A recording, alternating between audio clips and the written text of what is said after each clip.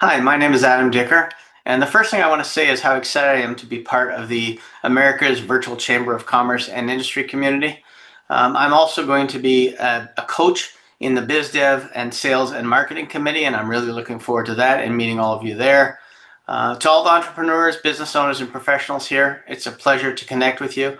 For those of you who don't know me, I'm the former executive vice president at GoDaddy, where I spent years helping businesses grow their online presence and succeed digitally. Today, I work with companies to help them generate more leads, improve website conversions, and use AI and automation to grow smarter and more efficiently. One thing I've seen over the years is companies spend heavily on paid advertising and they don't take advantage or optimize the existing traffic or website that they have. You should be getting most of your traffic and leads and opportunities from your website, about 70 to 80%. In reality, your website should be the best salesperson working 24/7 to convert visitors into customers. That's where I come in. I help optimize your websites, improve organic traffic performance, implement those tricky AI tools and with automation, and build systems that reduce dependency on expensive ad platforms like Google and LinkedIn, while increasing your lead generation and customer engagement. My goal is simple: help businesses sustain their growth, increase conversions, and make your marketing work harder. So if you're part of the network and looking for ways to generate more qualified leads, improve your online presence, optimize your website, or leverage AI in your business strategy, I'd love to connect and learn more about what you do. Thank you again for this opportunity to introduce myself, and I look forward to meeting you all shortly.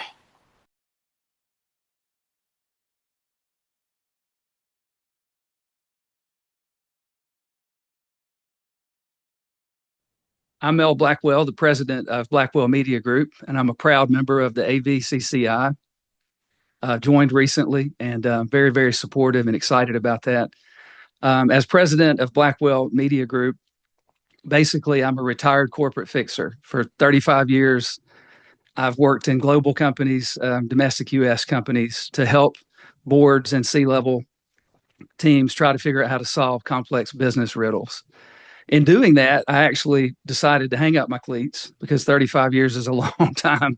I deployed behind enemy lines. I did not go in as a consultant. I took a full time role because I loved working with the teams. I loved building the teams, and I liked the smell of napalm, And so I worked in those different stints for 2 to 6 years, and in kind of graduating from that world now, I do keynote speaking at major conferences, at annual retreats for corporate teams, and kind of a hybrid of coming in to speak to a large crowd or even a small room, and then rolling up my sleeves and coaching and helping a team solve a specific complex riddle.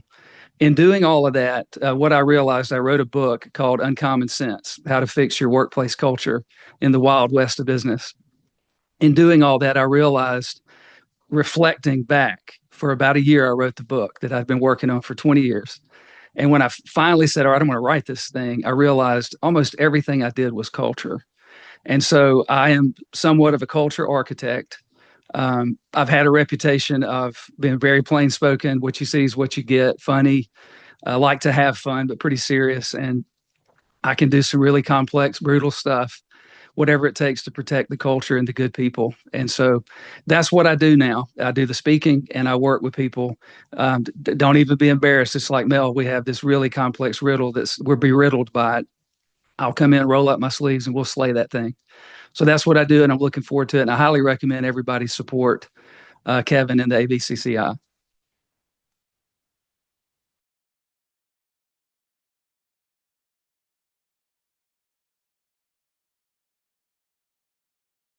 Hi, I'm Stacy Simbrom. I am a member of the AVCCI. I am also one of the leads of the Women in Business Committee and the Health and Wellness Committee. I run a company called Reflection Project. I am a coach. I am an integrative wellness coach. And what that means is I work with individuals who want to optimize their lives, do better with their wellness, do better in their relationships, and feel better about themselves and the world that they live in. I take an integrated approach, which helps you to learn how to leverage your three centers of intelligence, which is your brain, your logic, your emotions, and your body, which is your intuition. I bring several different modalities into this work. I've been doing this work for about 15 years now, and I would look forward to working with you and collaborating with you in this space. If this sounds like something that you would like to learn more about, please contact me either by phone or by email. Thank you very much, and I look forward to meeting with you soon. Bye-bye.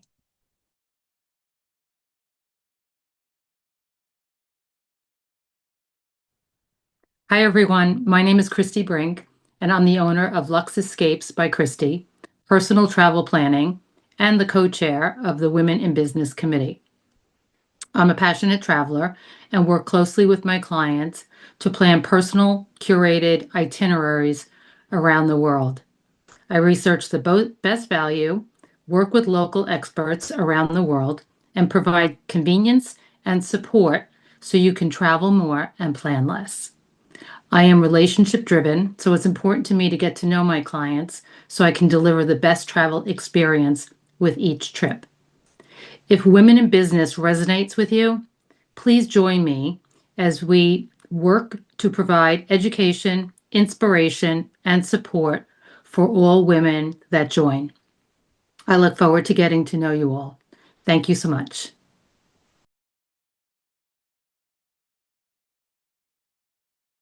Hello, I'm Suzanne Beck. I'm the sales manager at Preferred Events, and I'm a proud member of the Americans Virtual Chamber of Commerce, and I'm excited to be here. At Preferred Events, we are the preferred choice for your event rentals throughout the New York metropolitan area and beyond. Whether you're planning a corporate event, a charity walk or run, a fundraiser or gala, a festival, school event, or private celebration, we provide the rentals and the support needed to bring your event to life. Our inventory includes tents, chairs, linens, staging, flooring, fencing, structures, tables, and so much more. What truly sets us apart is the commitment to customer service and helping our clients create successful and memorable events. We work with corporations, nonprofits, schools, municipalities, and event professionals, and we'd love the opportunity to learn more about your upcoming events and what you're looking to do. If you're planning an event and need a reliable rental partner, please reach out. I look forward to connecting with fellow AVCCI members and finding ways we can support one another's success. Thank you for watching, and I hope to meet you soon.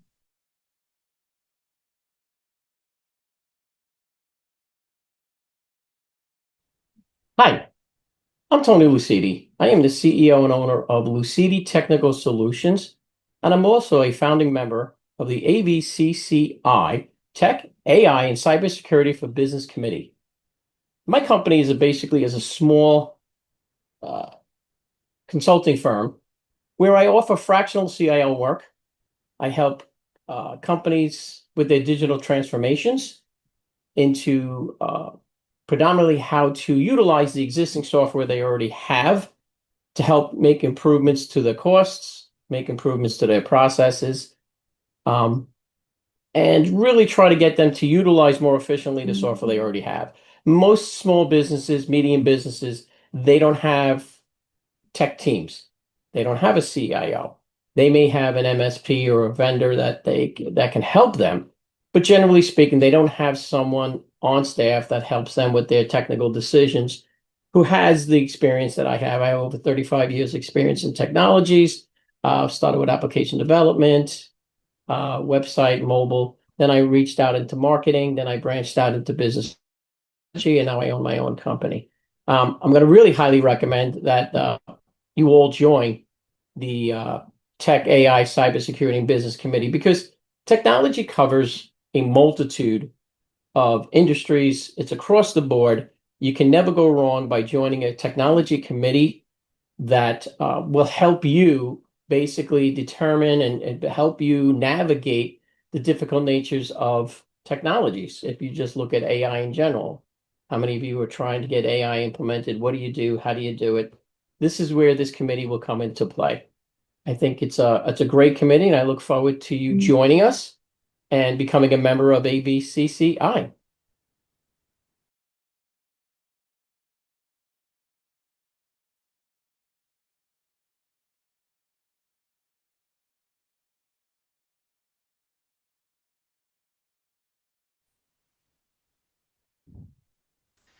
Hello, everyone. My name is Phil Vitrano, and we are kicking off the Proactive Education Committee meeting. This is our first meeting, and I just wanted to share the agenda with everyone. And we're going to work on this proactive education meeting and coordinate and share the vision, as well as identify topics that we'd like to share and some of the goals that we have as a committee. So, at this first meeting, we're going to brainstorm the most compelling and important topics to explore over the next 6 to 9 monthly committee meetings. Our goal is to create meaningful conversations, share practical ideas, and build a collaborative community focused on supporting students, parents, and educators. We also plan to coordinate either one expert speaker or a panel of speakers for each month's topic. One of our goals is to share responsibilities across the committee so that we can have a different topic leader and different speaker each month. All right, so we'll do welcomes and introductions. So we got to do a little introduction before we started recording, but I'll give everyone a minute to share an introduction to each person. So right now it's 3:16. Kevin, if you could start with your introduction. Sure, absolutely. Well, thank you so much, Phil, for your leadership in Proactive Education Committee at AVCCI. I'm Kevin Devecioglu. I'm the founder of AVCCI, America's Virtual Chamber of Commerce and Industry, powered by the American Business Podcast. I'm also the founder and host of the American Business Podcast as well. I'm very excited to be part of the committee in this first meeting, and it's very motivational. I'm glad that you took the co-chair position, and I'm looking forward to next steps in the committee with our members and followers of AVCCI. Excellent. Thank you, Kevin. All right, so it's 3:17. The other Kevin Strauss, can you please introduce yourself to all the people who are listening? Another quick introduction. So I'm Kevin Strauss, the founder of Uchi, which is basically it's a simple social app, not a social media, founded on a core belief that everything feels possible when you know someone has your back every day. And that's what Uchi creates. It helps strengthen your connections and your relationships, not with new people, but with the people closest to you. Because when relationships improve, everything gets better. And I'm here today because I'm really, really interested in true proactive and preventative measures in education. I have extremely strong opinions and beliefs on the topic, but I really want to hear what the community thinks about where we need to go. Excellent. Thank you, Kevin. All right, Sydney, are you able to introduce yourself? Hi, yes, I'm Sydney Pacheco. I'm here to support both you and Kevin for this meeting. I work part-time for Kevin, and I've been helping with getting things started with the AVCCI events and the website. And I've already learned so much just from attending all these different meetings, so I'm really excited to learn even more today. And yeah, thank you for having me. Excellent. Thank you, Sydney. Linda, are you available to speak and introduce?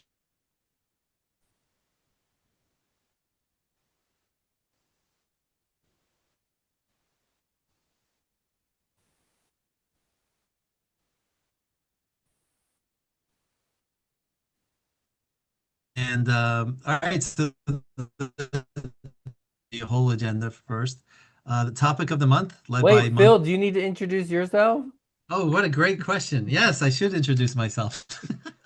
Hi, I'm Phil Vitrano. I'm the co-founder and president of Helpopedia.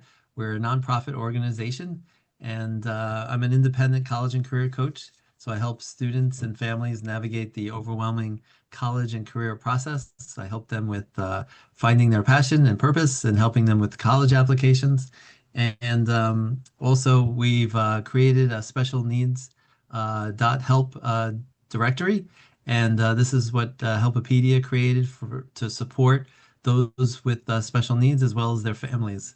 And interesting tidbit, we learned that 80% of folks in the autism families are divorced. So it's really even more important to help them navigate the challenges that they're facing as a single parent. So this is one of the reasons we created a special needs help directory to help others and care for others. All right. Thank you, Kevin, for noticing that I didn't introduce myself. All right, let's go to, so the topic of the month, it will be talking about proactive education and the topics that we want to talk about. The brief introductions and proactive sharing of events, opportunities, and resources that support students and parents. That'll be agenda item number 3. 4, we'll do some networking, getting to know each other through breakout rooms. And then 5, we'll have some closing remarks. All right, so let's jump into the topic that Kevin has identified as something he's really passionate about. And preventative measures is certainly something, an appetite that I have as well, to be proactive in the students' world of education. So, all right, so we'll start brainstorming. And I know I used Perplexity. And By the way, are you sharing your screen? We are seeing your calendar invite on the screen. I don't know. Is this the one that you like to show or no? Sure. Or Yep. it's up to you. Yeah, so this is the activity that I did on my side to identify some proactive education topics, and this is generally this is from the view of the skills sets that they may not be learning in school or at home. And so one of the opportunities is to see if the student is interested in any of these topics and or if the parent is interested in the student learning this topic and be proactive about it because it may not be covered in school or at home. And so this is one angle of proactive education is to identify skill sets that are needed in life, school, college, or careers that can be learned sooner than later. And it helps when it's sooner because it helps them make more informed decisions about career choices and places what they want to do after 12th grade. So this is just an example of proactive education topics. There's student skills, there's career skills, there's life and transition skills, and then there's the proactive mindset. So what makes these skills proactive is the habit of asking, what is needed next? What could go wrong? What support should I arrange now? These are proactive questions to get ahead of. And does the student have a proactive mindset? Do the parents have a proactive mindset about the goals of their children and their dreams? And so this is other topics that I could share with you. There's college prep skills and activities. There's career exploration and readiness. There's life preparation. There's setting up students for success and all these topics. So I brought a whole load and I'm not going to read each one of them. But I'd like to hear from other folks to identify, and I could start listing theirs on the bottom of this particular page. Go ahead, Kevin. So I guess I have like an overarching question. What are we really trying to solve? Do kids just not have enough skills, so we need to add a lot more courses and trainings and lectures? And I mean, that whole list from the start, I am completely overwhelmed looking at that list, just the first box at the very top of this page that you had. I am completely overwhelmed reading that or listening to you, talk about it when I've got algebra and history and English and play practice and my sports and my chores at home and keeping up with my friends. And now I need to have more courses and lectures and books and study on all these other topics. What are we missing? I am blown away. I'm already overwhelmed with what I'm doing at school every day. And now here's another pages, 10 pages of lists of more things to add to my plate. And I can't even do the ones that are on my plate. And am I struggling with the ones on my plate, or with the ones on my plate currently, am I 100% proficient or even 80% proficient at everything already on my plate? Like, I don't understand. I'm just completely overwhelmed by piling on 10 more pages of things to do. Yeah, so the purpose of this is brainstorming to identify opportunities to determine which topics are the most pressing. And yes, it is an overwhelming list. The opportunities are endless, and certainly there is a method that an individual can go through with a any particular student to identify what it is that they're interested in. Okay, And that's what they're interested in. What's not working right now? oh yeah, so that's the other side of it is listing the problems that they have so that we can proactively get in front of it. So for example, there can be students who are isolated, they don't have many friends, they are socially not capable of making friends and or they're yeah, so that's one of the challenges. There's a lot of peer pressure, and so the question is, what topics can we either prepare parents to better support their child for the challenges that they're facing. So that's Okay, so what are go ahead. the problems that teachers, because they're on the front lines of all of this, even more so than I would say they're on the front lines even more than parents, because teachers get the kids for like 8 hours, and parents don't even get 45 minutes a day of real one-on-one time with their kids anymore. I think that's in the data. So, and the administrators are too far removed. So, and counselors might see a student once a week or something.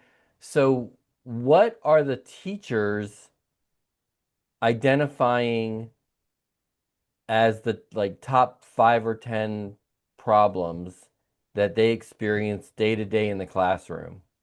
Excellent. So I invited five teachers, and I'm not sure if what Linda's role is or Arthur's role is, but that's and we can invite teachers to get that response, and that would be specific to their particular situation.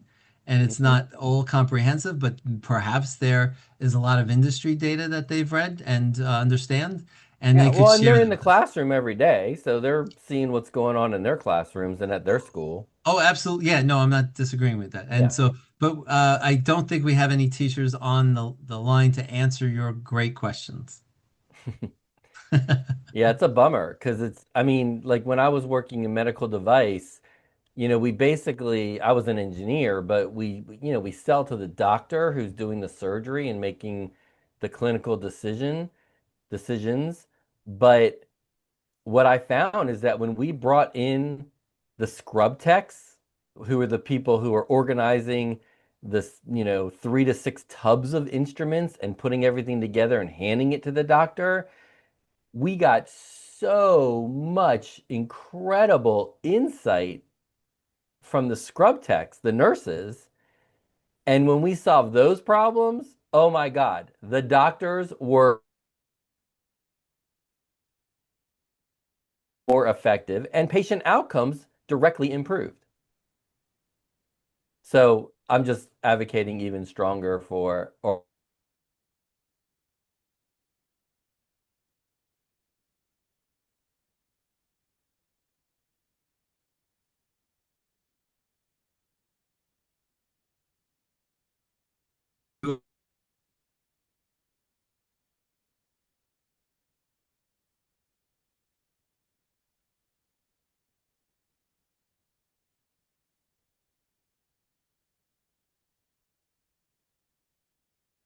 Okay. So Well, this you're is still sharing, so it may be a different tab. yeah, different tab here. So Although this I is saw you already have about 100 tabs open. so let me get there.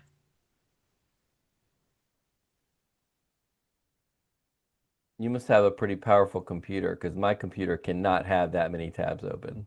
Okay. So who's invited to the committee?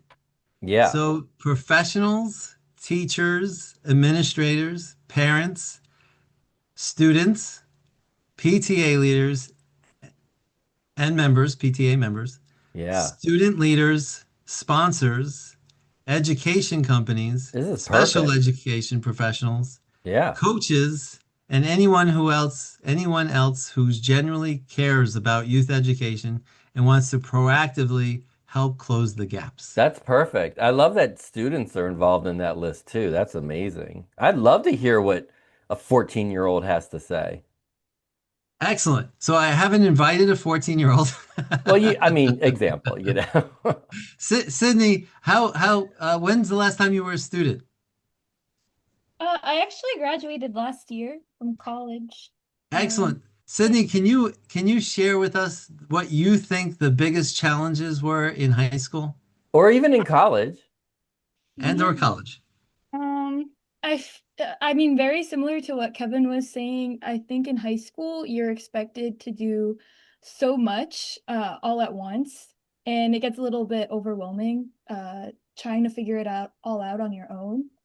I know for me personally, like I almost felt like there were so many expectations to the point where I felt like I couldn't reach out because it almost felt like I wouldn't be meeting those like expectations of being independent and capable of doing it all. So I guess like something that could have really helped me in the past was like letting go of those expectations I had in my head, because at the end of the day, like they weren't really helping me. They were just almost like paralyzing me. Well, I mean, how off base were those expectations? I mean, from my understanding, like high school students now have a community service requirement in like most counties in the country. Yes. Yes. Oh, like a requirement. I remember I did that for National Honor Society, but I didn't realize it's like a requirement now. In a lot of school districts, it's actually a requirement, from my understanding. Oh, wow. Like you have to do a certain number of volunteer work in the community in order to graduate from high school. Oh, yeah, and that could be tough because sometimes it's hard to find out where to even go Oh or my like how God, to yeah. qualify. I remember I was really lucky. Like I knew to reach out to my counselor to try to figure out what was expected for me in that regard, but Right. I don't know. Sometimes you don't even there's all these resources available, but you almost don't know how to use them effectively, I guess. Um, I don't Or are really. you already so overwhelmed just with schoolwork and life Mhm. that you said something a second ago? Oh, I wish um and I'm also wondering about expectations versus responsibilities. Mhm. And it sounds like you're taking on the responsibility that you need to manage your own expectations.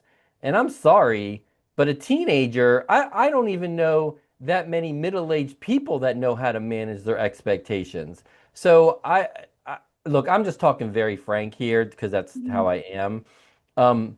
But how are we supposed to expect teenagers to do it when most middle-aged or elderly people cannot manage their own expectations? We are I I don't know where to go with this. Like I know at least for me.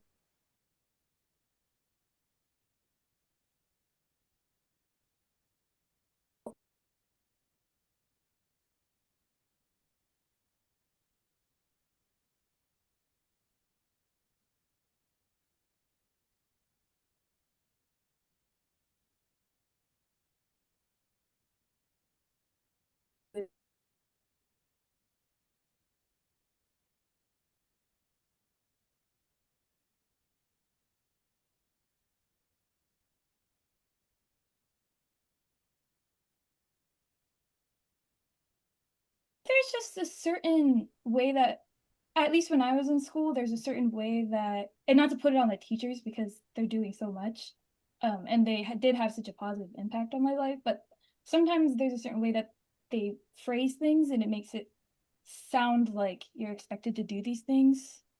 Right. Well, look, I know teachers do an amazing job, but look, I've been around a long time and I've read a lot.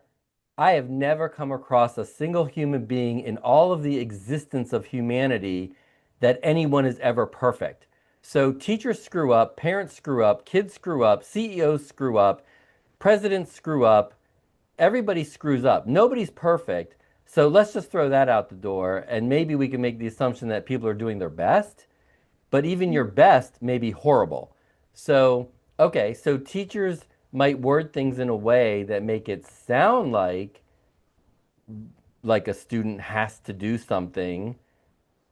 How do we improve that? Or what does a teacher need to know to not do that, or to adjust it, or to focus on, I don't know, what do they need to focus on? What do the teachers need to focus on? Yeah, I guess kind of in a similar, or this is just my perspective. Sorry, I keep just like Well, that's what we want. But yeah, in a similar way that I was talking about it before, I think instead of for example, I feel like my teachers in the past have been like, you have so much potential to do this, or you have so much potential to do this, and then they're like, okay, you have this potential, you figure it out. But I feel You know like what that is? I'm sorry, I'm interrupting you right now. You know what that is when a teacher says, "Oh, you have so much potential, you could do so much more." That's a shaming technique. And that is emotionally traumatizing. And I think that's one, there's probably dozens more, but that's one of the reasons why it feels like an expectation, maybe even an unreasonable expectation, because they're shaming you. Literally. I mean, that is literally a shaming technique. You're not good enough. You can do more. I know because I'm a teacher and I'm better than you. That's a value and a judgment statement. But that's what happens day in and day out. And parents do the same thing. So that's shaming and judging, and that's emotionally traumatizing. Yeah, definitely. So I feel like instead of saying something like that, instead you could try to guide them and with that potential that you have in your head, instead of placing that expectation, you can figure out, all right, how can I support this student and help them get there? Or how at least help them, thrive, because it is such a crazy environment to kind of navigate as a Yeah. child. So instead of like making you feel bad for not, quote, living up to your potential, maybe they can ask, what do you need to be more successful? And let's brainstorm together what kind of things that you need to be more successful. For example, we know from data that when a child has breakfast, they do better in school. How many adults, and we have a few, like, well, you're an adult too, but how many middle-aged adults, how well do you perform in a meeting when your blood sugar's low or when you haven't eaten all day? Is it a rhetorical question? Yeah, I mean, it doesn't have to be rhetorical. How well do you perform in a intense meeting when you haven't had your breakfast or lunch? Yeah, my performance is much worse. Yeah. Yeah. Or Kevin D, how do you show up at a meeting if just before that meeting you had a really tense or an argument, a tense conversation or argument with a partner, a friend, a child, a kid, your kid? How do you show up at a meeting? Yeah, I mean, You want to yeah, talk about your time management skills now, or how do you show up at that meeting? yes. But first of all, with negative feelings, right? So it's pretty negative start as a start. So Yeah. not helping at all. So when kids are That's for coming sure. to school and they just Yeah. got yelled at by their parents who dropped them off at school, how do you think that kid is showing up when us Yeah. middle-aged people show up terribly when we haven't eaten or when we just had an argument. Or like what Sydney's talking about when their teacher is making them feel bad for not, quote, living up to their potential. Yeah, great point.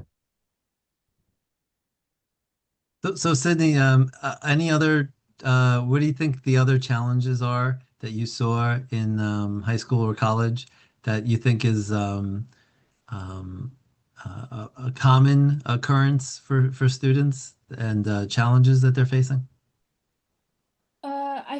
I feel like time management has like become more of an issue.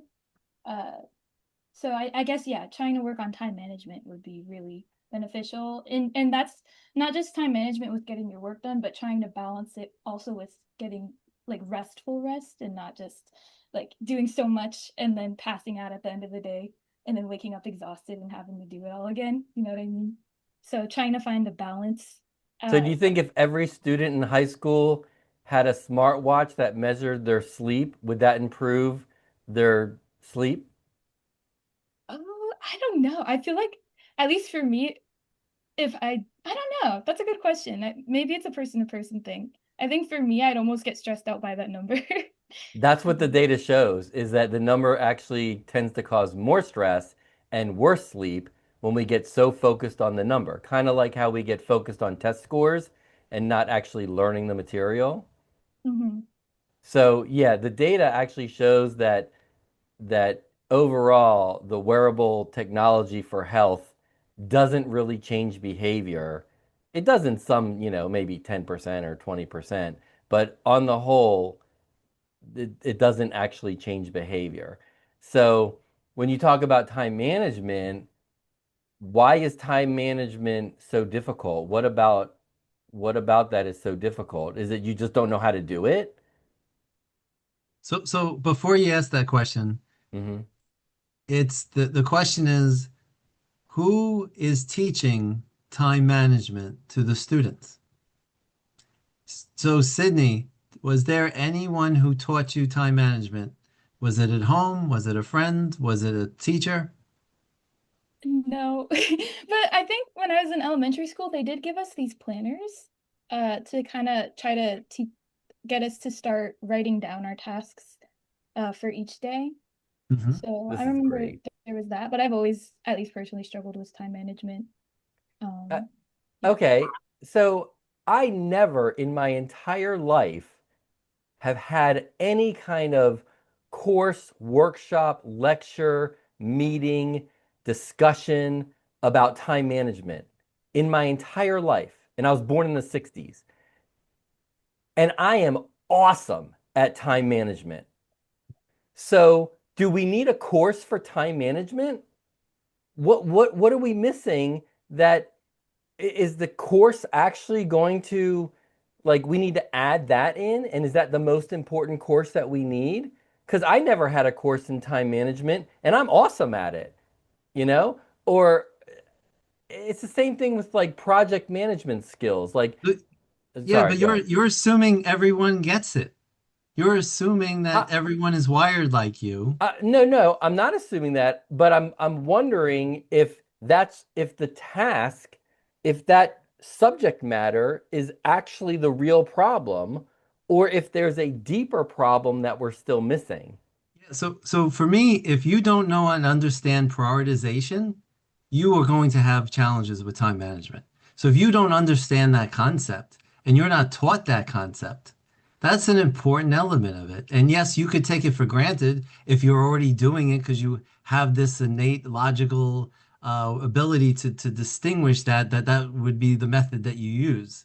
But not everybody prioritization. I mean, that's fair for sure. I don't know where I learned it, Yeah, but I yeah. don't think I learned it in school.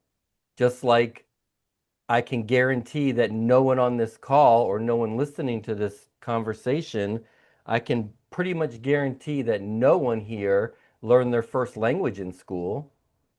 I'll bet every single person here learned their first language before they even started school. So, what I'm saying is, what is school really for what are we really what are we really trying to achieve? What problem are we really trying to solve? Because I think we're still working on outcomes and like symptoms and outcomes without addressing a root problem.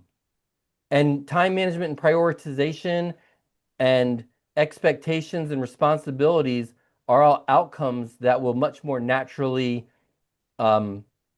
occur when the true root problems are solved. But Sydney shared with us that time management is an issue for students. So is learning geometry. We have courses for geometry, and that's still a big problem. So maybe there's something deeper than time management. Time management is the outcome that we're going for. Is the only way to get there is by having a course on it. Because I know there's tons and tons of courses around the country and around the world for social and emotional learning, and it's not changing behavior. So there's the academic side and then there's the application side, right? Okay. So just because, and I don't know the population who have gone through social emotional intelligence classes or courses or content or books, and then them being able to apply it in their day-to-day life. And certainly there's no standards or requirements for it. That's for sure in our Not to society. graduate, but there's a lot of curriculum out there. A lot of these 8-week, 12-week social and emotional learning curriculum that's added on to everything else that a high school or middle school student has to do. It's added on top of everything, and it's all curriculum, no application. Yeah, so that's certainly a challenge. Sydney, did you have to do any sort of social emotional intelligence in your college? Uh, no, I personally didn't. I guess the social and emotional just kind of came naturally because I went to like a public school and we had to do a lot of extracurriculars. So just being around people my age all the time kind of helped me practice it. Uh, but we didn't have any like classes where they taught us. Well, I guess they're always like sometimes doing assemblies talking about like how how your actions can affect others, and trying to teach empathy in that way. So there was some of that for sure.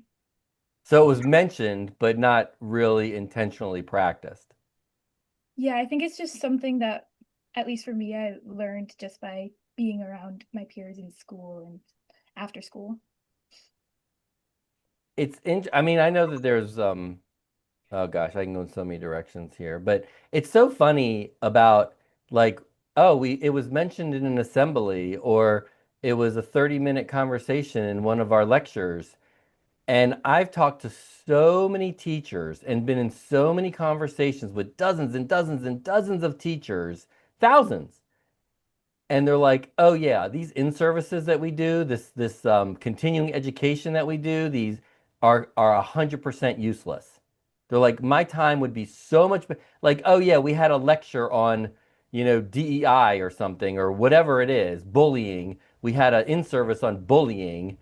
Total waste of my time." And I've heard this from hundreds or even thousands of teachers in the past 10, 15 years. So even the teachers are saying, yeah, the courses are useless. So how do we remedy that? How do we expect students, like young people, to adopt and practice and be proficient at these skill sets when teachers don't even find value in it? This is a brainstorming. This is a big overarching, but and I'm only talking this much because there's so few of us on here. But I think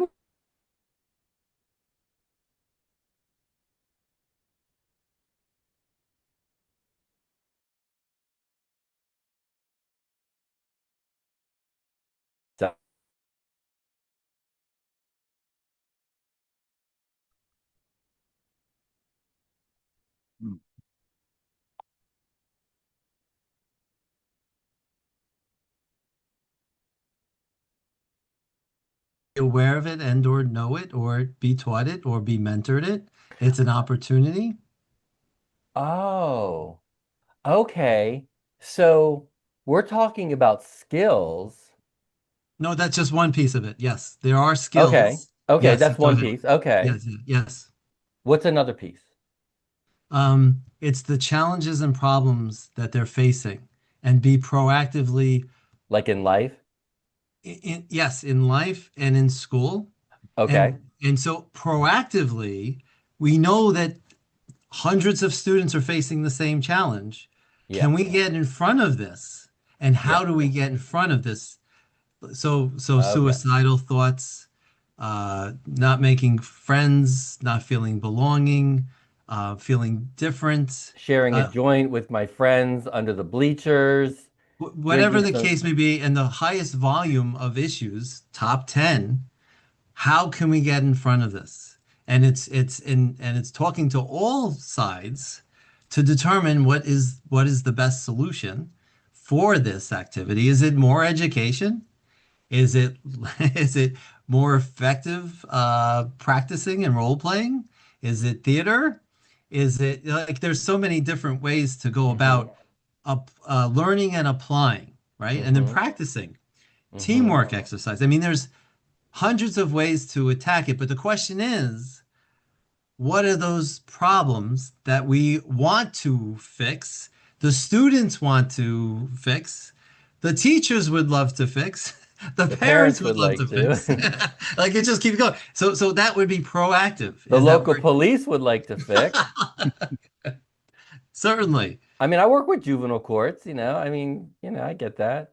yeah, There's a lot of laws that are still being broken. Just because there's a law that says don't shoot up a school doesn't mean it's going to stop people from shooting up a school. that is correct. So just because there's a law doesn't mean it's going to change the behavior. Yeah, so I didn't throw that as an option. Well, yeah, but it's Yes, I I'm so agree. happy you get the humor in this, like the ridiculousness of it, because what I'm getting at is we've got this massive list of like skill sets, Yes.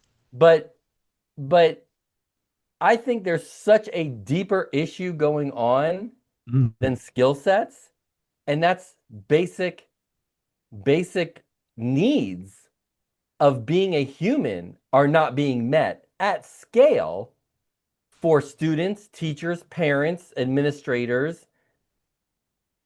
And it's like going to school when you haven't eaten in a couple of days or slept, like Sydney was talking about sleeping. Sleep is a basic human need. If you're not prioritizing sleep for your entire student population and staff and faculty, then right there, every one of those skills is going to suffer. Excellent. So sleep can be one of those topics. Okay, well, okay, but I think I think if we don't focus on the most basic human needs first and foremost, nothing else after that really matters. All right, so food, sleep, what are the basic needs?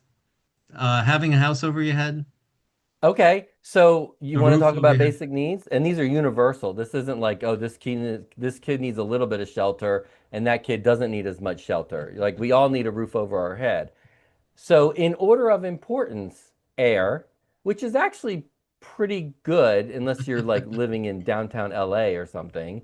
Um, so everybody's Outstanding. breathing pretty regularly. So that's covered, I think. But when you have fire smoke coming in your area, you don't have school that day, right? So air and then shelter and then sleep and then elimination, which is peeing and pooping. But try to go 24 hours without peeing. You're in a world of hurt. So if people aren't, you know, my sister's college roommate freshman year would go home once a week to poop. Oh my goodness. All right, so I don't know if that's the highest priority in the number of challenges and problems that students are facing, but I could certainly see that How many people have asked what the student population on being. Listen, when I was in second grade, I missed 2 weeks of school because I didn't poop. Wow. And I didn't know that was a problem. I was 7 years old. I didn't know, my stomach hurt is all. And I was back at the doctor's office like every other day for 2 weeks. And finally, my pediatrician asked my mom, when was his last bowel movement? And I couldn't remember anything. So, so my mom took me home from the doctor's office, gave me an enema, flushed everything out, and I was back in school the next day. Everything was great. And now that's an isolated incident, maybe, but when your basic needs are not met, you're messed up and you're not thinking about school or your iPhone being cracked or whatever. So peeing and pooping, food, water, and connection. This is great. Perplexity. Um, so yeah, most kids don't feel heard and understood, especially by their teachers. They're just told what to do and how to do it by their teachers, by their parents, and everything. 27%. You're a That is a winner. massive population. Did anybody know that on this call? No. It's amazing what you could learn. Yep. Holy cow. The Holy crisis shit. has not. Sorry, I had to do it. I had to say it. We'll have to edit this, Kevin. Sorry, people. Sorry. That is amazing, Phil. I can't believe that number. But again, I'm also not surprised in a big way. So if we're not meeting the basic needs, and how many kids and how many staff and faculty are coming to school each day, leaving a stressful environment at home? Just like you were talking earlier, like 80% of Divorce, families where there's an autism or someone on the spectrum as a child, 80% of those parents are separated, divorced, not together anymore. That is I even wrote in the chat, that's incredible. That's what I was talking about. Like I had no idea that number was that huge. Yeah, that's So pretty high. Yeah. yeah, so if we're coming to school in a completely unwell state because one of these most basic needs, and I've already listed all 7 of them, when one of those needs is not being met, nothing else after that really matters.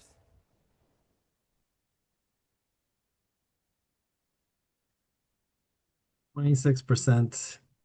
27. That was 27%. Thank you. Sorry. That's okay. 27% constipation issues. And was that young people or is that like That was the population. So like even if it's not, like they still global? need to know, even the teachers. Yeah. But I'll ask you from under 18 if that's the same number. Okay, so you made a great point. It's the family stress, Like family relationship stress. family relationship stress. And then the thing is from a proactive education, the generally the public schools are not going to sign up for proactive education on these topics.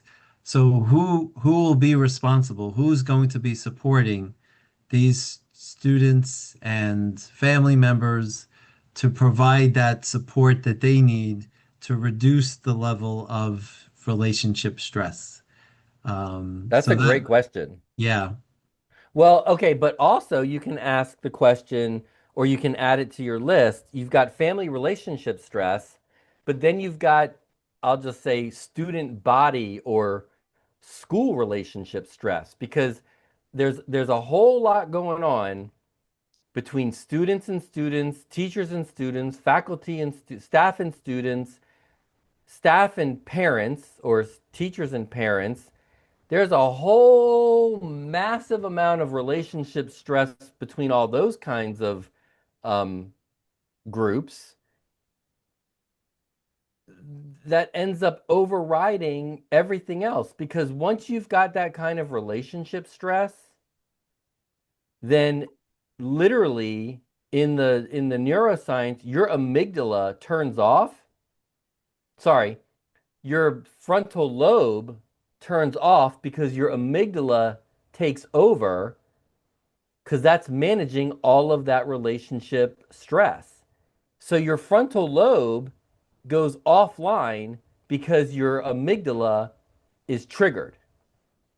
And that's how most kids and most adults are coming to school, with their frontal lobe offline and their amygdala taking over.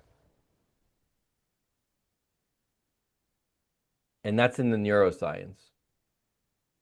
Excellent. All right, so I think that is significant. The all the relationships, and they can be separated too. Those are big topics. So They are. student to student relationship, parent to student relationship, and then certainly teacher to student relationship, Yeah, it's like and a then triangle. If you've got yeah, educators, parents, and students, it's all of those relationships. yeah, Because educators can be teachers, counselors, principals, superintendents. Those are all educators, I would say. yeah, yeah. Social workers, even. Okay, I'm going back to this question to see where it ranks. Oh, yeah. That's that's wild. I'm so glad you like typed it in and asked it. There isn't a single standard percentage for students. Wait.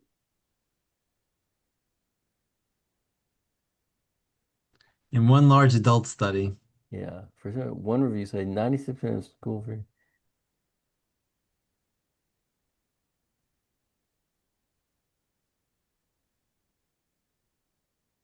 okay, so they do not have severe daily bowel habit Right. problems. Right. But that I'm figure is seeing about that. frequency, not necessarily constipation, pain, or other bowel movement issues. If you mean students with constipation specifically, the closest general benchmark is chronic constipation can affect 27% of people Overall. Yeah. overall. Yep. But yeah, if you've got IBS or Crohn's disease or whatever, you're going to the bathroom like, 12 times a day. So that's going to completely skew the numbers in a different direction. Okay. But All right. anyway. So let's I think those are three big topics that we've just hit. That was great. So let's go back to the Word document. Okay, so because so I'm going to so I invited just to let everyone know, I invited 30 people to this meeting. I didn't have any conversations with the 30 people last week to let them know. I just sent it as an email invite. This time I'm going to contact people who I've shared on the list before next month's meeting, and also I'm going to add another 20 people, 30 people to this event. And then if you could do the same That's great. as well as you see the value of this particular, the purpose of the meeting is to help students and educators and parents to set them up for success and help them be proactive to prevent measures that are ahead of the issues that we're facing today. So this is really powerful. Oh, And go ahead. I was gonna say, do you want to type into your perplexity, like because that's AI, right? Yes. What are the highest priority, or what is the most concerning topics for educators and parents today when it comes to education? Probably their cell phones is going to be top 10. Well, Right? But again, cell phone use is just a symptom. Just like drugs are a symptom, alcohol is a symptom, depression is a symptom, anxiety is a symptom. we're completely missing the point that the problems that we're trying to solve are symptoms. And whenever you try and solve a symptom, it just shows up in another place or it comes back. Cell phone use is I mean, we think that young people are the problem with cell phones. My father's 89 years old next month, and my mom cannot get him off of his cell phone. And why does my 89-year-old father just constantly staring at his phone all day long? Because he's trying to get away from the constant badgering of my mom. I think students are doing the same thing.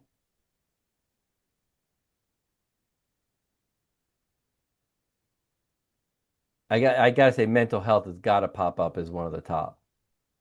Yeah. One. Top one. Right? Mhm. And I would argue that mental health isn't actually the problem. It's emotional, not mental. Phil's heard this from me before. You don't think anxiety or think depression. You feel anxious and you feel depressed. It's an emotional health problem, not a mental health. Just like we were talking from the neuroscience earlier, when your frontal lobe goes offline, your cognitive abilities, your reasoning, your decision-making abilities are all offline. And it's your amygdala, it's your midbrain that's driving your actions and behaviors.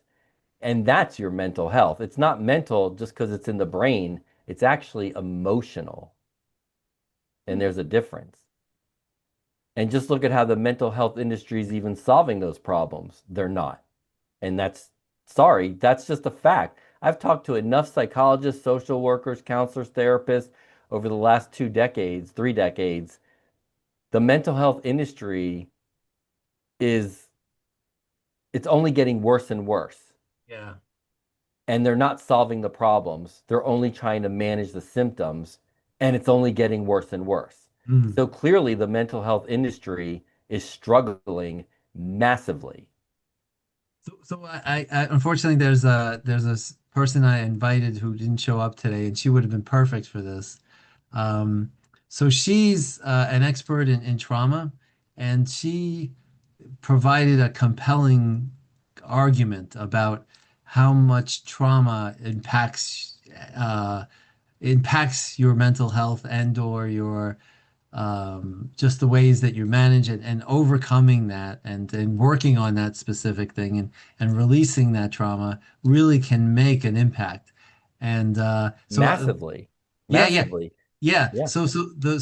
The if so the back to the psychiatrist and the therapist, are they able to tap into that and reduce that level of for patients during this process, or are they not getting to the root of it? And that would be my question to the folks that are in the mental health industry. Is that the goal? Is to identify the trauma that's Well, yeah. preventing? Yeah. Yeah, yeah. And we need to understand that the trauma, we need to understand what that really means because most trauma is not what most people are thinking. Most people, when we say trauma, most people are thinking, oh, the person was raped or beaten, or they got shot or were subjected to shrapnel from a hand grenade or something like that. Extreme the side. Right. And those are the ACEs. Those are the adverse childhood experiences, which are horrific. But what we're missing is the day in and day out trauma that happens every couple of minutes and every hour, which goes back to the relationship stuff we were talking about before. Yeah. And just like what that came up through Sydney's contributions around expectations and responsibilities, but it's the shaming and judging techniques. That's all the trauma that we discard and say, oh, suck it up and put on your big boy pants and don't be so sensitive. That's even piling on more trauma.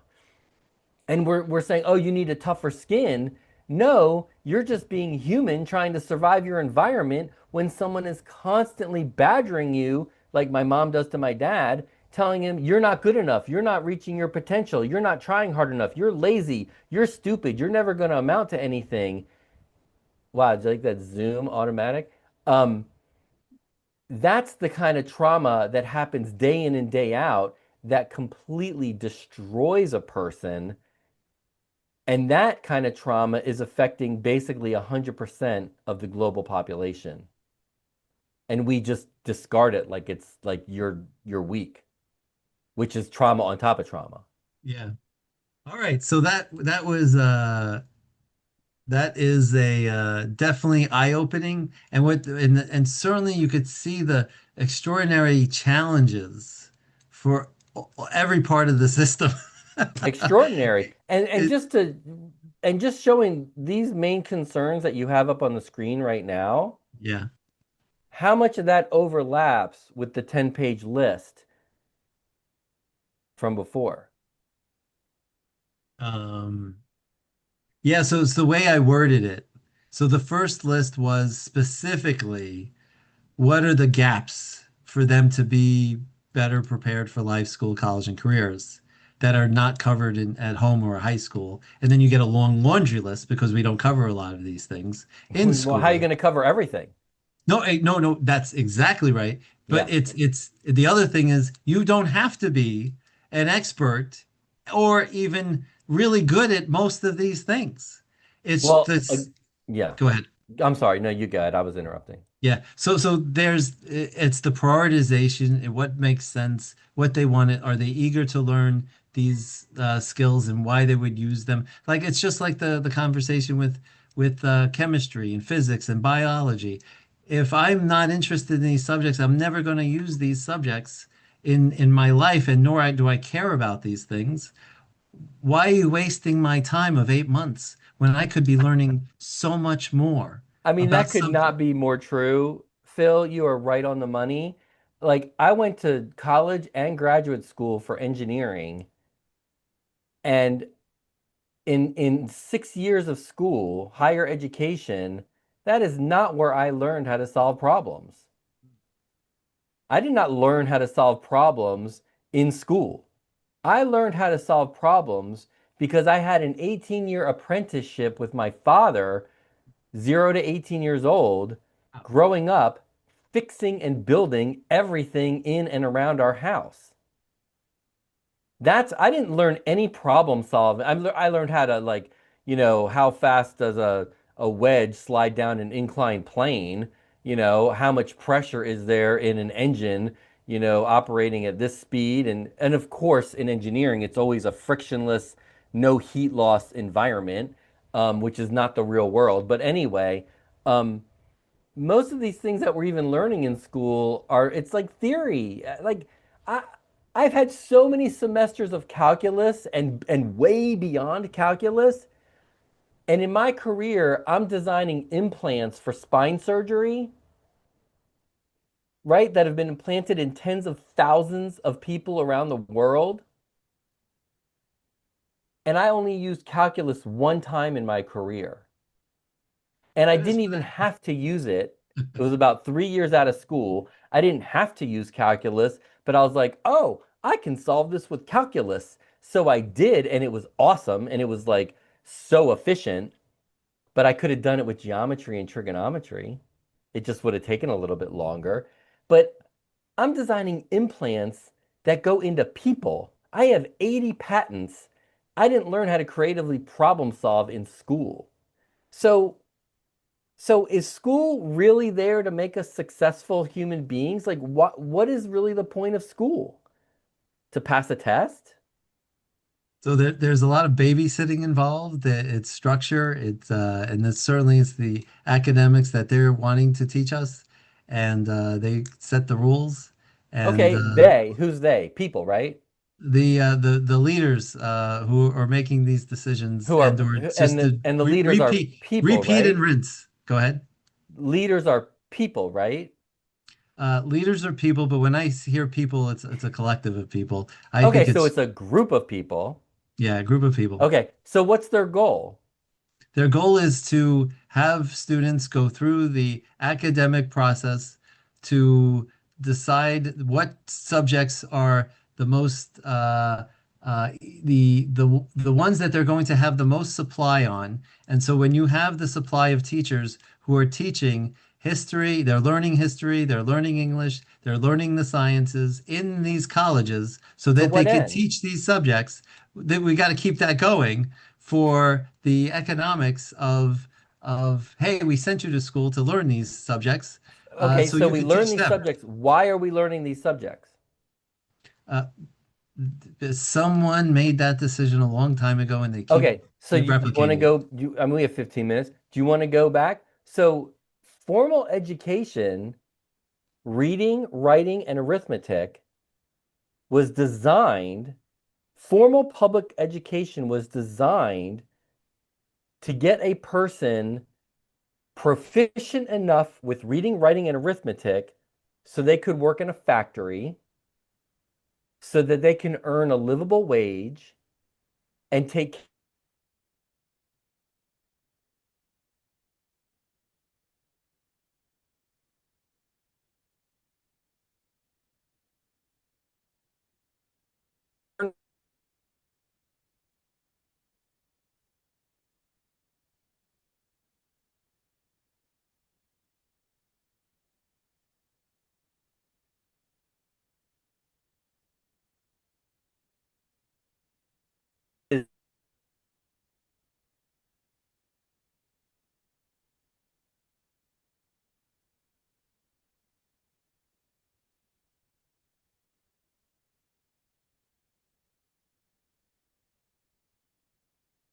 But how many graduating college students with a bachelor's are getting jobs and getting jobs that earn them a livable wage so that they don't need financial support to have shelter, basic needs, shelter, and pay their electric bill, their water bill, their heat bill, their gas bill, whatever?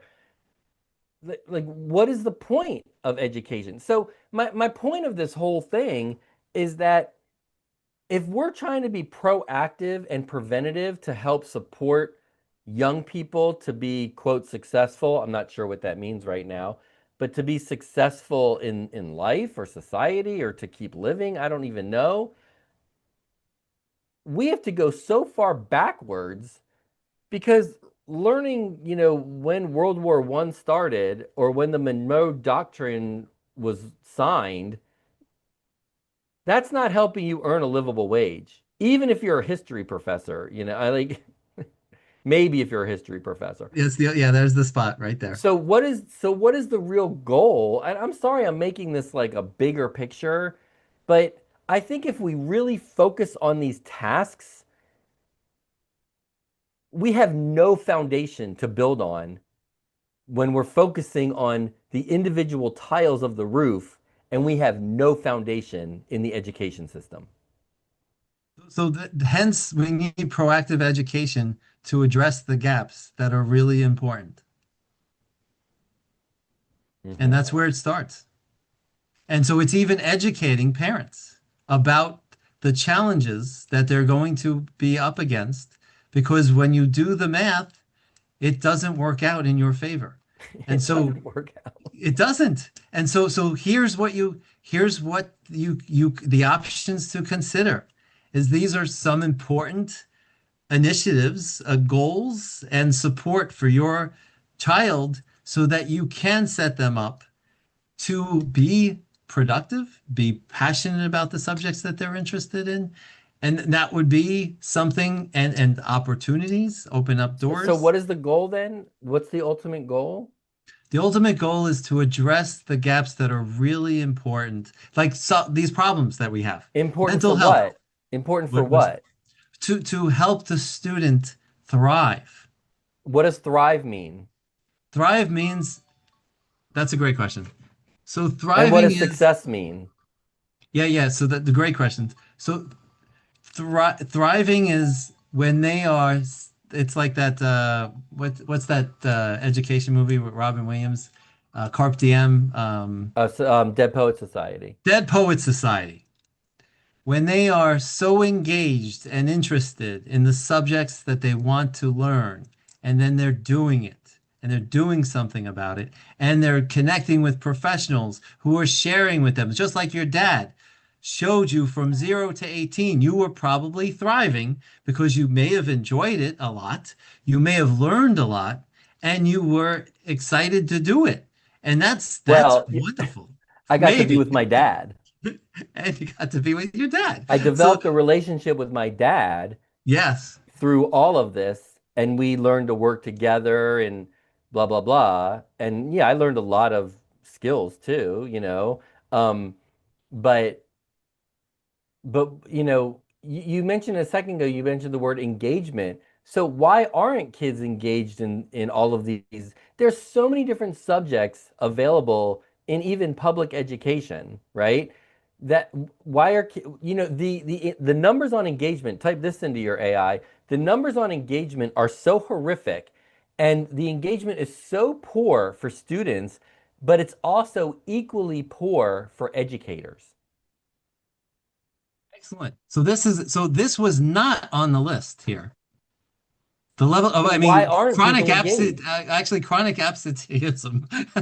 That's a sign of not engaged. Yes, you're right. But you know what? It doesn't say anything about presenteeism. Do you know what presenteeism is? It must be the absolute opposite of absenteeism.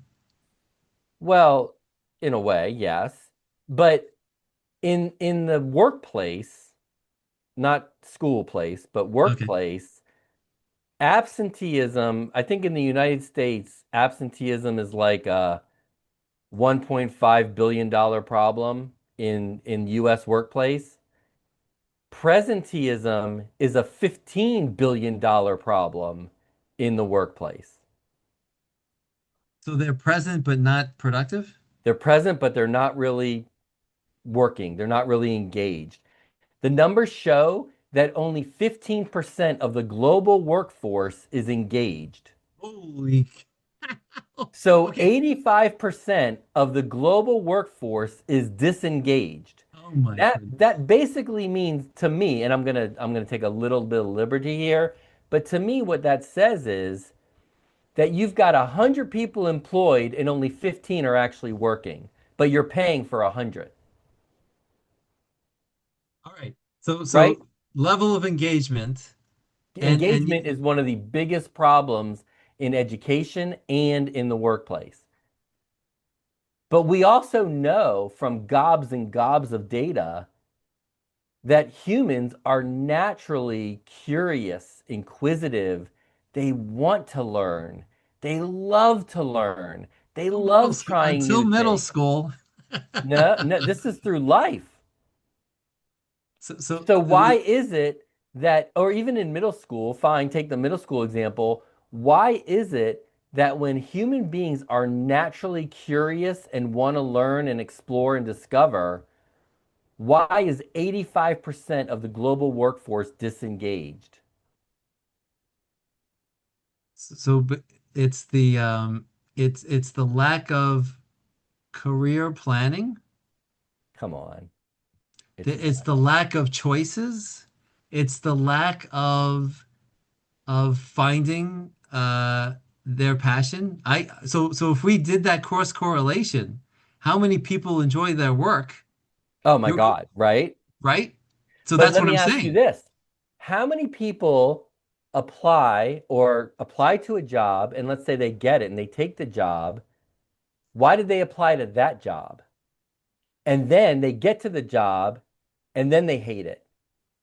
Do you think they apply to a job that they know they're going to hate? No. You No. apply to a job that you want to do.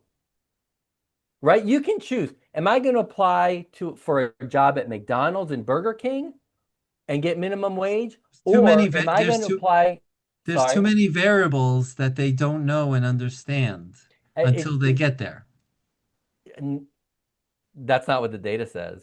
Really? I think they're in denial.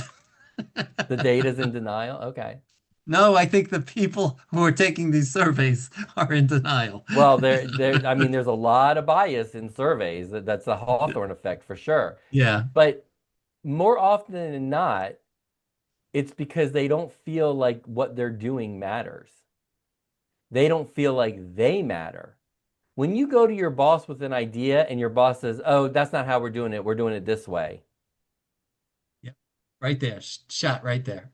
Right? It's the same thing that happens in schools when a student who doesn't even feel comfortable going to their teacher, like Sydney was talking about, bringing you back in, Sydney. When you don't feel like your teacher even cares about what you think or what you have to say or your perspective, why would you even bother trying? And there's that famous quote from Rita Pearson, is it? Kids don't remember. What's that quote? Students don't remember what you teach, they remember how you made them feel. That's good. And when do we ever intentionally, regularly, daily make every kid or employee or kid at home feel truly valued and like they matter? And if I don't feel like I matter, well, why am I even here?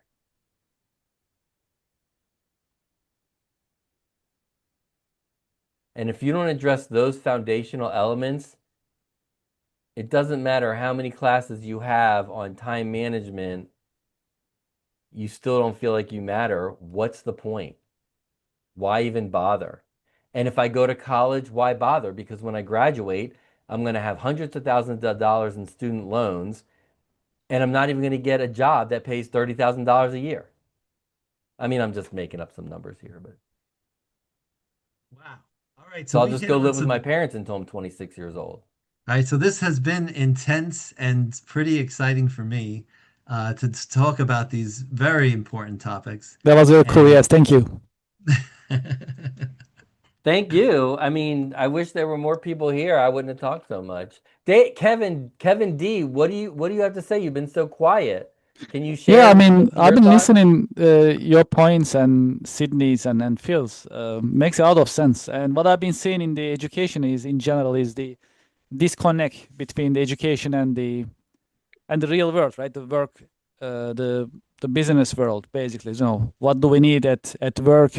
And you just made a great point about apprenticeship. So it all comes down to, internships, apprenticeships, to supplement, complement what we are learning at schools nowadays. But but that's not that supplements the current system, but that's not the solution. Of course, It's not addressing the root cause. no, that doesn't. So for now, all we can do is the internship and apprenticeship programs. But fundamentally, education system needs to be updated to prepare students for the real career journey, and there is a big disconnect there. Well, what do they need?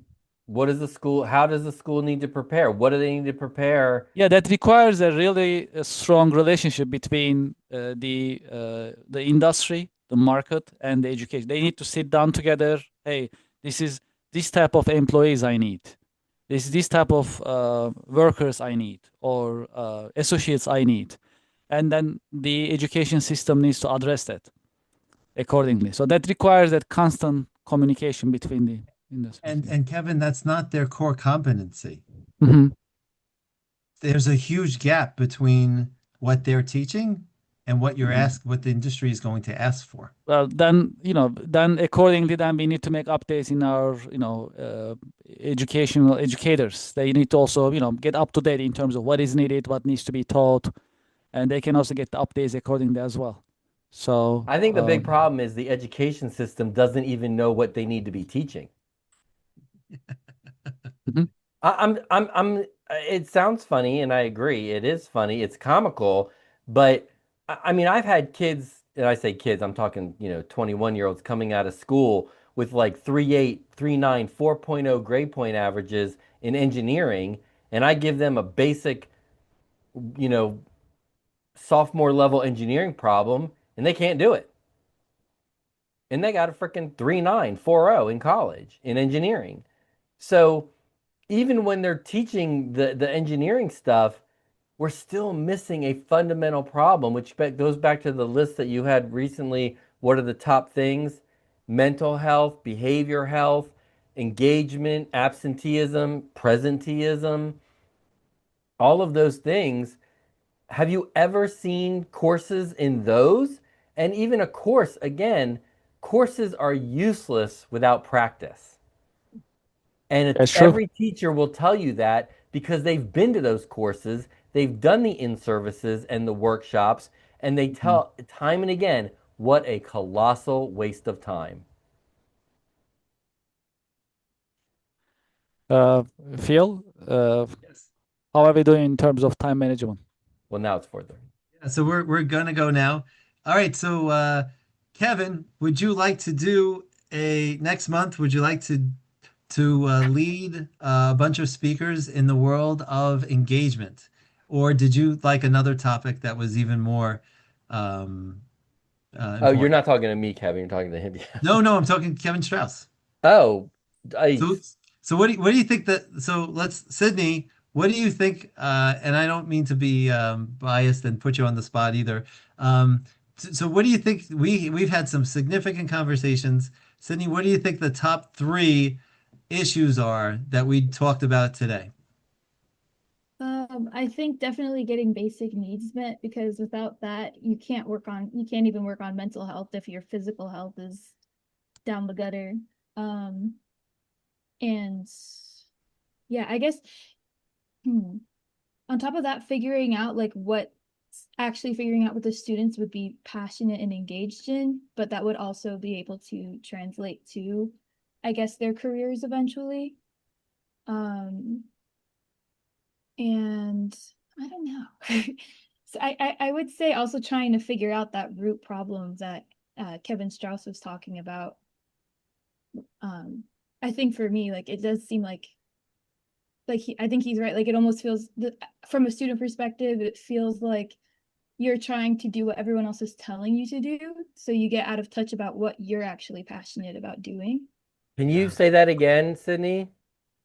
Oh, yeah, so you're doing what everyone else expects from you, so you forget to listen to yourself, essentially. Right. Because all day, every day, preteens, teens, kids under 18 are constantly being talked at by their parents, their teachers, their counselors, their coaches, their bosses if they have part-time jobs. They're constantly being talked at. When are we ever listening to the young people? Mhm. So yeah, like trying to establish more of a two-way relationship in that regard instead of just Wouldn't one. that be amazing?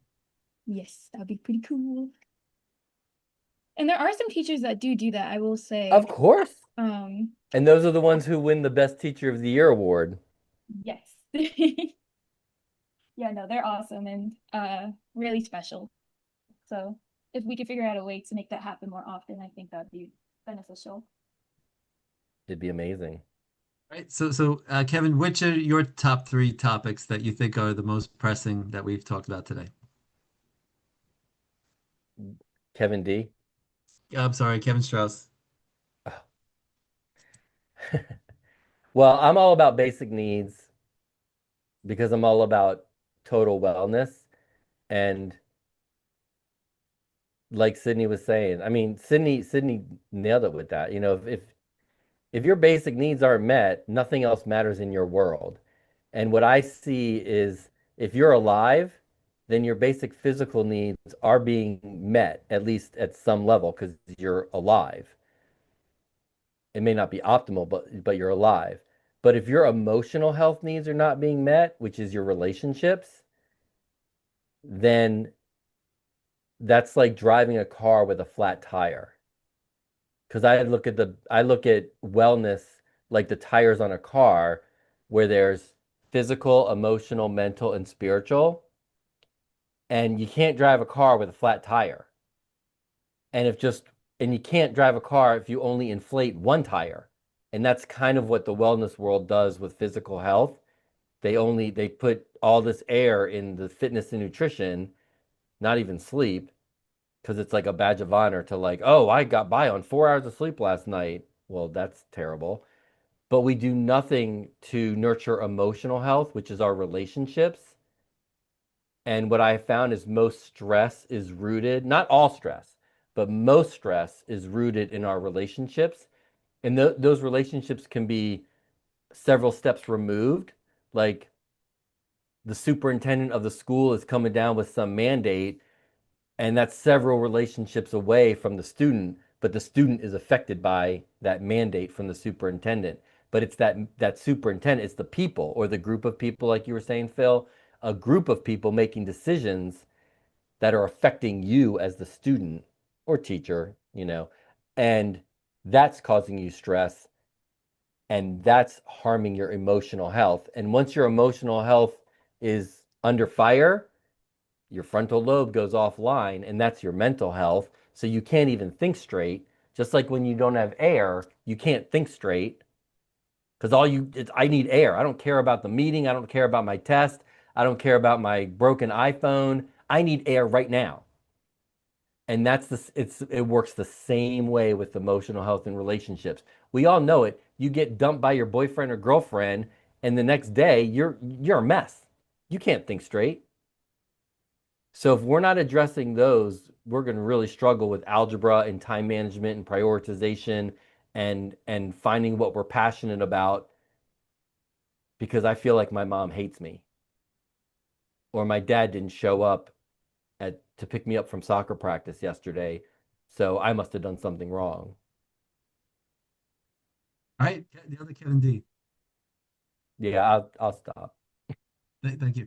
Kevin D, are you good with these three, or do you have another one that you thought was No, compelling too? I'm good with all these three, and these are the important points that we need to focus on in moving forward. And I'm sure we're gonna find some more as we discuss and collaborate. And that's a great conversation that we are having, and very important.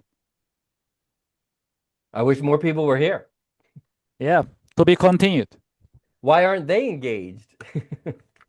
Good point. Good point. Yeah. Good, Phil. All right. So final notes. Yeah, please. Yeah, final thoughts. So please, if you thought this was exciting, compelling, certainly invite your own network who care about students and parents and doing and society. or just invite a society to this meeting so that we can work on these challenges and then certainly share these topics. So I'd like to so Kevin D is the overarching coordinator of this particular it's the Chamber of the virtual the American virtual community chamber, the Chamber of Commerce. Thank you. Boy, that was hard. And so he's part of the committee, but he's not the you're not expecting to be a leader of this committee, No, correct? Phil, Yeah, you are our co-chair, so we follow your lead. Okay, excellent. And we truly So- appreciate so- it. This is great. So my question to you, Kevin or Sydney, is Linda here or Arthur here? Would you like to chime in at all? Looks The like they are mystery. just listening. Yeah. Okay. So Kevin, are you interested in leading Kevin Strauss, are you interested in leading next month this topic of 1, 2, or 3? Sure. I mean, I'm happy to. I can talk about any of that stuff. Okay. And then are you able to identify other people in your network who would love to talk about that as well as to be a part of a panel? That one I'll have to think a little harder on. Okay. But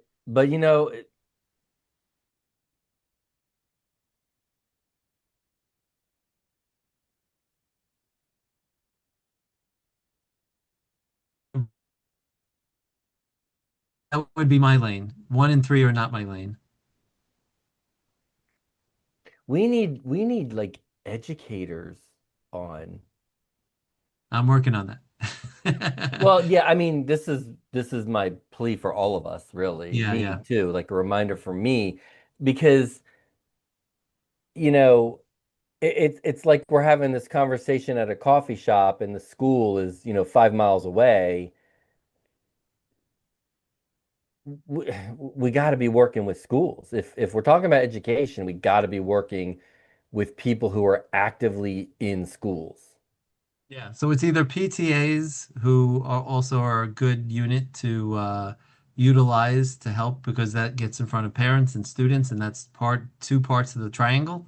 And certainly the the school is a factor. It's just it's it's very yeah, it's Authoritarian. authoritarian. So there's not a lot of empowered teachers. So That's they true. may take into consideration some of the advice and the topics. They may apply some of it, maybe not apply anything. Yeah. Uh, But also when you get enough teachers making a ruckus, then administrators start listening. It's the same thing when the people make enough of a ruckus, then, government sometimes listens, you know. Um, but again, I can't even join Facebook groups for educators because I'm not an educator. So so they think I'm just trying to sell them something, and I'm so not. I'm the trying to DEI learn. that assembly didn't work then for inclusion. Another, it's great in theory and in the book, but it's rarely actually implemented and practiced. Yep. All right. So what I'm providing is there is hope outside of the of making any changes in the school system. But at minimum, the feedback from them would be essentially valuable to us, because they're in it knee deep every day. Every day. Yep. All right. Thank you, everyone. It's 4:41. I'll see you next month. I don't think I sent it as a monthly meeting invite. I said it was a monthly, but I don't think I actually turned on the calendar to make sure that it was Yeah, on the your Zoom calendars. Zoom link is the same, just so you know. So feel free to edit it. Okay, I'm gonna include that Zoom link as Yeah, well, and we'll same get link. more And people. that's a month. Yep, That's once a month, right? Hmm. Hmm. once a month. Yeah. Yep. I mean, and I'm happy to be a part of these conversations, but I'm going to drop out pretty quick if I don't see action happening. I mean, this is super fun. I'm obviously passionate about it, but I'm not going to spend an hour and a half a month in real time if we're not going to, if action's not going to happen somewhere. Excellent, Kevin. So I'm glad you brought that up. All right, so I'm gonna meet you individually to talk about the the additional agenda items that when we're speaking. So Kevin, you're able to we're recording this. So Yes, when we're recording next session, we can post that. Is that correct, Kevin? yes, yes, we can. Yes. So we that is an action item for us that we can take and we could put on websites and or social media. And Oh that yeah, could be that's great. I mean, that is awesome. Or even if you wanted to split it into three parts, like a half hour each, um, just because, and I can help you do that if you need help. awesome. Because if I saw a link to a 100-minute video, even at 2x speed, I'm not watching it. No, we can tailor it to the specifications that people know and or understand, whether it's 10 minutes, it's 5 minutes, it's 20 minutes, whatever it is. Kevin, you have the resources to do this, Steve, right? Sure. So we can do that. Yep. Yeah, And I'm then just for the ease of, because I'm so happy this was recorded, but if you can put it out in like three parts, then it might be a little bit more digestible and people might actually watch it after the fact. yeah, this Just was a thought. It's compelling. just an These were idea. It's just compelling an idea. discussions. It is, but just it's just an idea. Yeah. But if I personally saw a 100-minute meeting video on Yeah. education, there's no way I'm clicking on that. Yep. And I'm passionate about it. So, And but I'm so glad you recorded this, and you probably have like AI notes on it and all too. Sounds good. Thank you.